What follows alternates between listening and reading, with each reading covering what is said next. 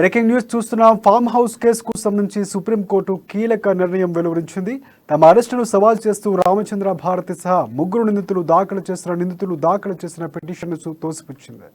ఈ అంశంతో జోక్యం చేసుకోవాలంటూ అత్యున్నత న్యాయస్థానం స్పష్టం చేసింది. మరోవైపు బెయిల్ పిటిషన్ పైన న్యాయస్థానం స్పందించింది. రెగ్యులర్ బెయిల్ కోసం హైకోర్టును ఆశ్రయించే హక్కు ఉంటుందని నిందితులకు సూచించింది. తామైతే ఇప్పటికే బెయిల్ ఇచ్చేవారమని జస్టిస్ గవాయి అన్నారు. పోలీసులు రిమాండ్ రిపోర్టును ట్రయల్ కోర్టు తిరస్కరించిన విషయాన్ని ధర్మాసనం ప్రస్తావించింది.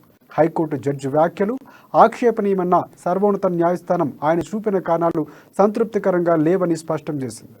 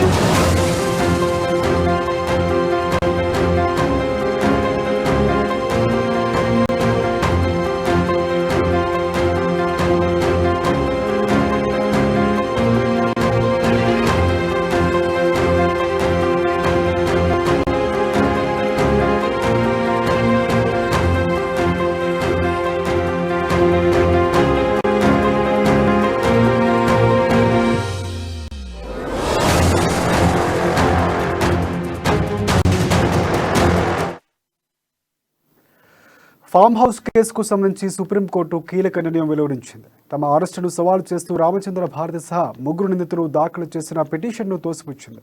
ఈ అంశంలో జోక్యం చేసుకోలేమని అత్యున్నత న్యాయస్థానం స్పష్టం చేసింది. మరోవైపు బెయిల్ పిటిషన్ పైన న్యాయస్థానం స్పందించింది. రెగ్యులర్ బెయిల్ కోసం హైకోర్టును ఆశ్రయించే హక్కు ఉందని నిందితులకు సూచించింది.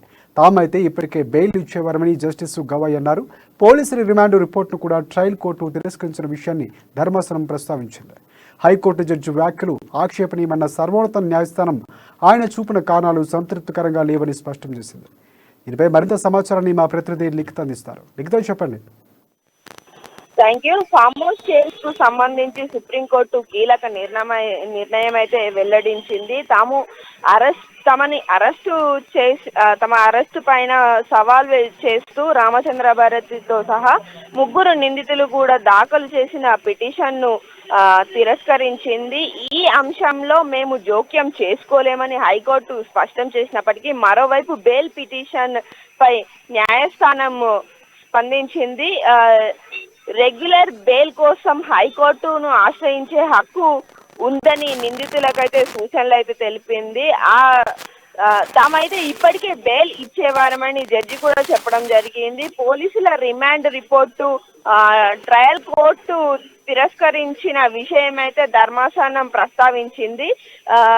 నిందితుల తరపు న్యాయవాది అయితే దీనికి సంబంధించి కేసులో ఎలాంటి రికవరీ జరగలేదని, లంచం తీసుకున్నట్లు అయితే మాత్రం పీసీ చట్టం వర్తిస్తుందని కోర్టు దృష్టికి తీసుకొచ్చారు. అరెస్టు చేయటం చట్ట విరుద్ధమని, దీనికి సంబంధించి కూడా కొన్ని కారణాలు ట్రయల్ కోర్టులో రిమాండ్కి అయితే తీసుకున్నట్లు చెప్తున్నారు. దర్యాప్తుకు సహకరిస్తున్న నిందితులను అరెస్టు చేయాల్సిన అవసరం లేదని కూడా ధర్మాసనం విన్నవించిన విషయం అయితే తెలిసింది. కోర్టు ఈ కేసుకు దర్యాప్తు పిటిషన్ను జడ్జి పర్యవేక్షణలో జరిగేలా ఆదేశాలు అయితే చేస్తున్నట్లు తెలుస్తుంది. ఇవాళ అయితే మనం చూసుకున్నట్లయితే ఈ విషయానికైతే పూర్తిగా మేము సహకరిస్తాము. సో సహకరించే వారికి ఈ రిమాండ్లు ఇవన్నీ కూడా అవసరం లేదంటూ కూడా నిందితులైతే సవాల్ చేస్తూ ఇప్పటికే పిటిషన్ అయితే దాఖలు చేయడం అయితే జరిగింది. Thank you Likhita.